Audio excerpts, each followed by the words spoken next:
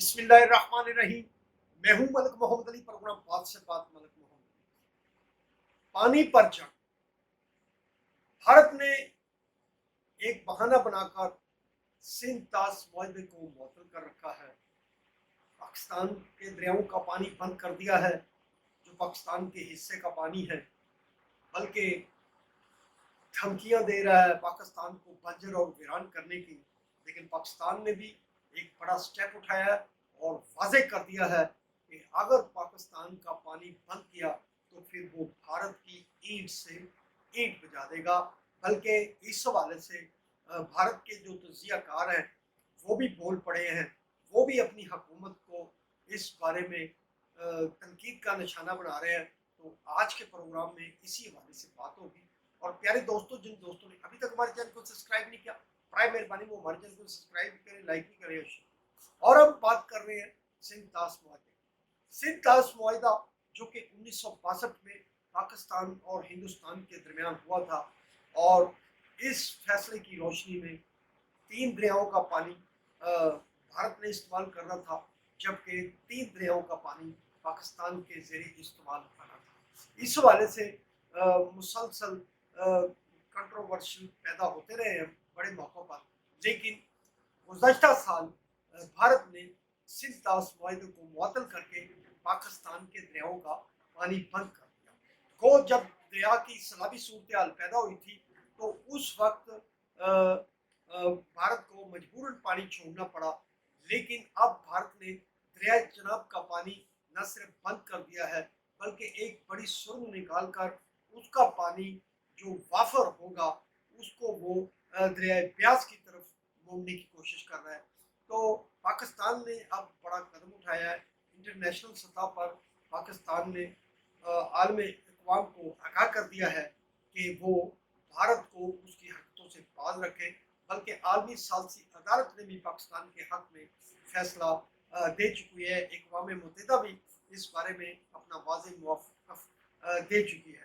लेकिन भारत की हटदर्मी जारी है। अब पाकिस्तान ने वाज़ेह कर दिया है कि अगर भारत बाज न आया तो फिर उसके नतैज का ज़िम्मेदार हिंदुस्तान होगा।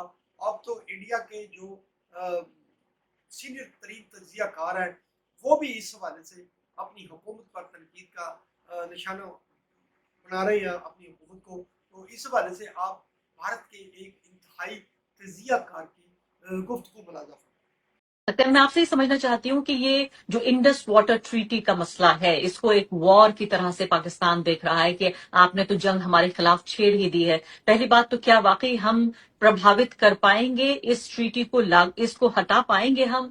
और दूसरी बात कि पाकिस्तान का ये कहना कि ये एक जंग का ऐलान है, इसको आप किस तरह से देखते हैं? देखिए, हम ये जो हमने कहा है, हमने सस्पेंड करी है। Suspension means nothing. It basically means जो उनके आते थे ऑफिशियल्स हमारा चेक करने, डेटा हमारे वहां जाते थे, वो नहीं जाएंगे। उन्होंने ये कहा है हमसे कि अगर आप पानी रोकने की कोशिश करेंगे या पानी डाइवर्ट करने की कोशिश करेंगे तो वो एक लड़ाई का ऐलान होगा हमारी तरफ से। अच्छा, अभी पानी रोकना आसान काम नहीं है। ये पहले भी हम धमकियां दे चुके हैं और ये रिजर्वॉयर्स बनने पड़ते हैं, इसको सालों साल लगते हैं। ये अभी बयानबाजी हो रही है कि हमने 3 फेजेस में हम करेंगे, ये करेंगे, वो करेंगे। देखिए, सवाल ये है, पानी का इशू हम नहीं रोक सकते, क्योंकि क्या होगा आप सोचिए।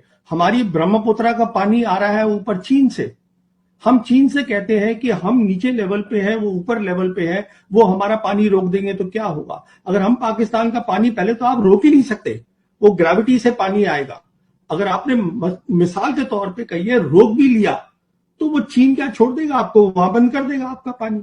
तो आप कह रहे हैं कि ये अगर इंडस वाटर ट्रीटी को ही सिर्फ इस लिमिटेड तरीके से समझने की कोशिश करूं तो ये सिर्फ एक गीदड़ भक्की है भारत की जनता को दिखाने के लिए कि देखिए हमने ये एक्शन ले लिया। अगर भारत चाहे भी तो भी पानी बंद नहीं कर सकता पाकिस्तान का।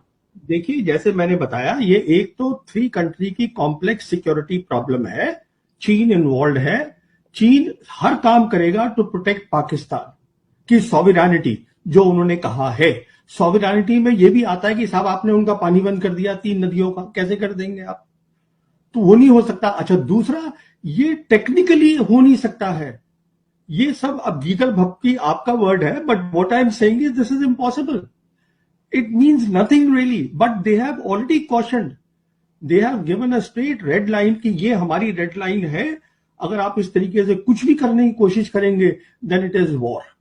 और देखिए, जब वो कुछ बात कर रहे हैं, आप मान के चलिए कि China is in the loop, उससे कंसल्ट कर रहे हैं. अभी प्रवीण जी, मैं 2 सवाल आपसे जरूर पूछना चाहती जी, आपने गुफ्तगू मुलादा की, उन्होंने भी जिन खदशात का इजहार किया है वो बिल्कुल इसी तरह के हैं. बहरहाल अक़वाम आलम को इस बारे में मैदान में आकर भारत को उसकी इस गुंडागर्दी से बाज रखने का कहना चाहिए, वरना ऐसा ही महसूस हो रहा है कि फिर पानी पर जंग न छिड़ जाए. सलाम पाकिस्तान, सलाम ओवरसीज, अल्लाह हाफ़िज़.